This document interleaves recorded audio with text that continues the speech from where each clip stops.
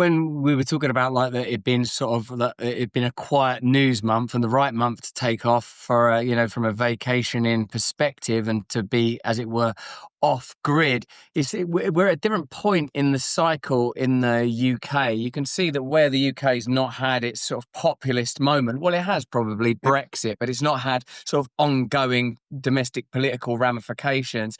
You can feel, and also probably it's somewhat recent that there's been an election. Really, they should be, Keir Starmer's, Labour, aka Democrat Party, should be in a period of kind of bliss, or at least some ease, not the kind of scrutiny, loathing, hatred, unrest, migration crisis, patriotic protests all over the country, free speech arrests, whether it's Lucy Connolly or Graham Linehan, the brilliant writer of sort of Father Ted, who's been arrested for sort of provocative stuff around trans posting. So the UK is at a very different moment. It feels febrile, hostile, hot. And it's so strange for me as a kind of expat living in the United States with the things that I'm contending with personally that connect, in my view, to media, free speech, authoritarianism, and even, of course, the nature of the charges that I'm facing, that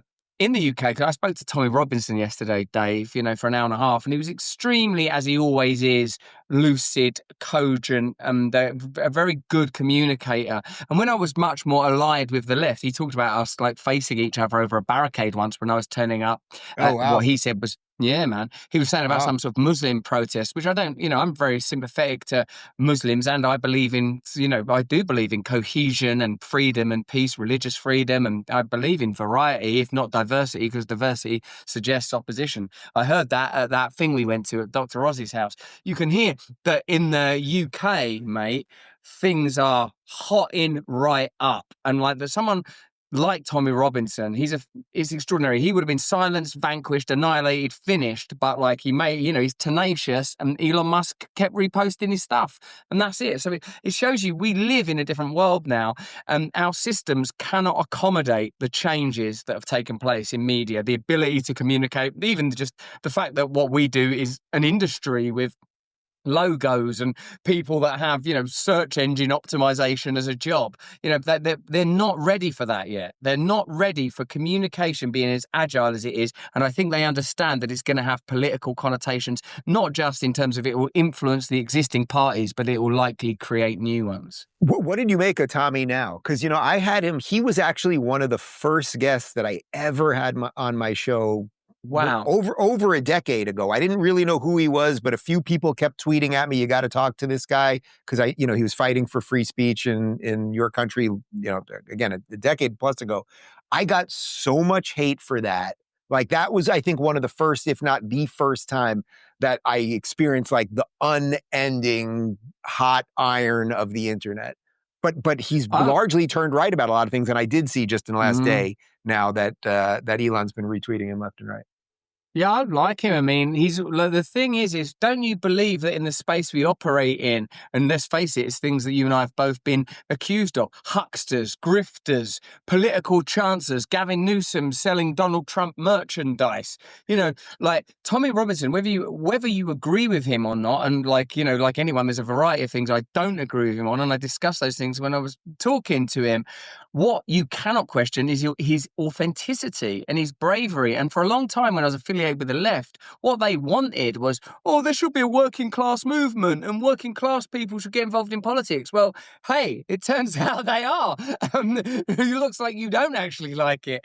Now, once they're putting up, St. George's flags, and the left betrayed the working people beyond and above anything else. And that is consistent in your country and mine. That's the sort of nexus of part of why these changes are taking place.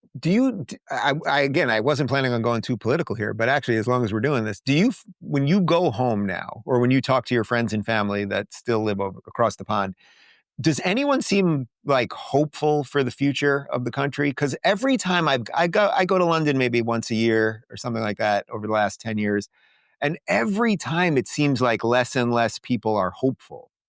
Yeah, I think, and I may just be in a little bubble, right?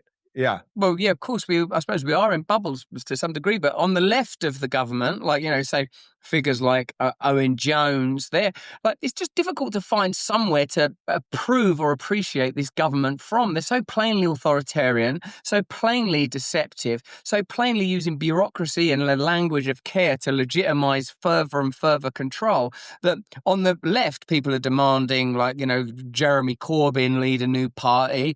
People that are sort of like Julian Assange, free speech people, they would have been assumed that's the left, the people that were like outraged by Julian Assange's injudicious detainment and criminal detainment without trial for nearly 10 years in various Right. ways in my That's your country. left.